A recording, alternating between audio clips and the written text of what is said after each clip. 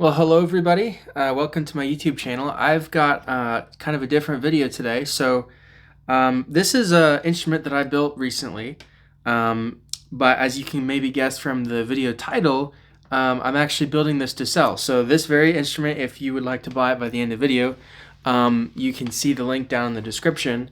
And then if it's sold and you still want one, then I may start offering this on my online store. So currently, for the past few years, I've been selling stick dulcimers, is what I'm calling them, and it's basically the fretboard of a stick. So sometimes it's good for people for traveling or as a cost-effective way to try out a new fretboard, like a chromatic fretboard, without investing in a full instrument.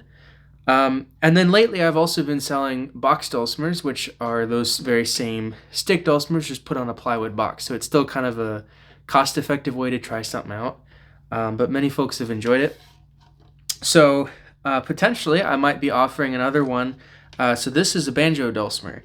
So it kind of has that same fretboard there. And I've taken a nod from builders like Mike Clemmer of just using a solid piece of wood. This is just pine, so nothing super fancy here. I'm kind of building the cost-effective version of dulcimers. And then for the banjo head here, we have a nice little drum head here. This is an idea that I found online. You take a pop bottle and you staple it down, and then you use a heat gun on it and it shrinks. Kind of the same way that plastic does in a fire, and then it becomes really tight like a drum. And the way that I've done this allows me to have kind of that typical dulcimer shape, just as the banjo had. So I wanted to try it. I first put the strings on and it didn't sound so great, and so I was a little skeptical, but once I did some adjustments, it actually works really well, and I haven't been able to stop playing it, so I'm going to be sad to see it go, but I do hope someone purchases it. So I'm just going to play a few songs on it, kind of show you what I've been doing. When I was in the wood shop, got the right bridge. As soon as I got it to work, I was inspired to compose this song, so I'll start with that. So yeah, this is like one of the first things I played on this, and it's a really fun tune, so here goes.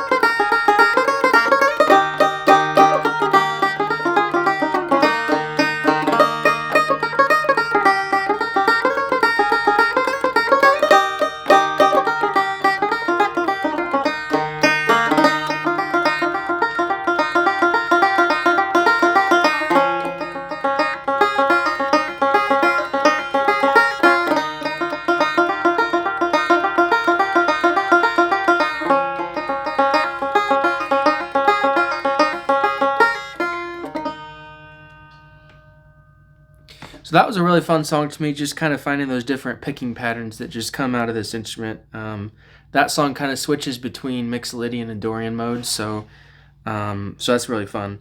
So yeah, so as I mentioned, it's a piece of pine wood here. The fretboard and the tailpiece here are walnut.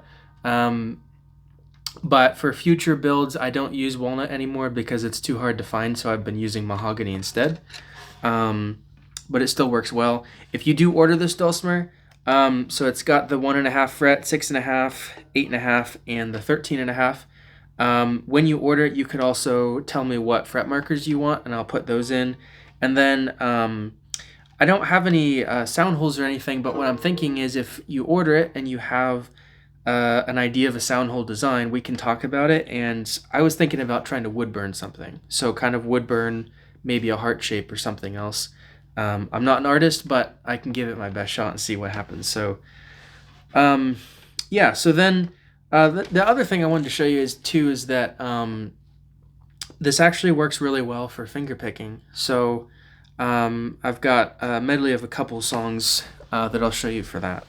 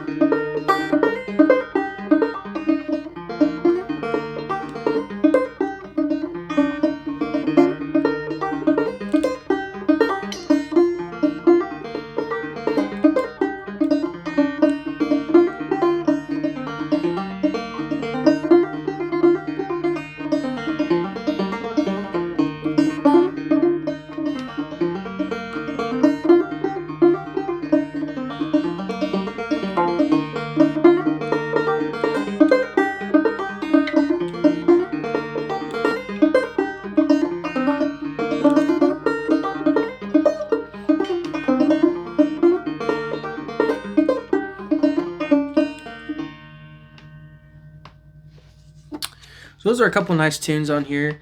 I think the biggest thing that took some fiddling around was just getting the tone to work, and even still, it's not quite as good on some of these high notes.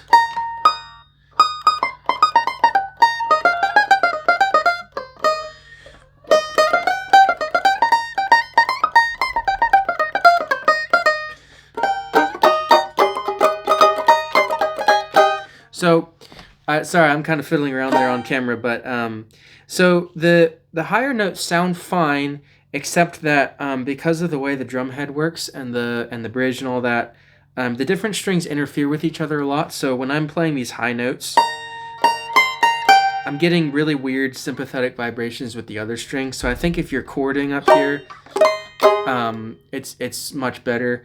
You know, it's a piece of plastic. It's not going to be as good as a commercial banjo or something, but I think for what it is, it sounds great. And up to the 7th fret, it's amazing. I do have a hole cut out in the back just to let the sound out. And then I've got a napkin stuffed in here because if you don't have that, the interference between the strings is awful and it doesn't sound good at all. So I'm just going to finish up here with John Stinton's number 2. Just another song that sounds good on here. So yeah, again, if you're interested in this, then definitely contact me. And if it's already sold out, then then you can see I'm more than happy to build more of these. So here's Joan Stenton's number 2, as soon as I remember how it starts.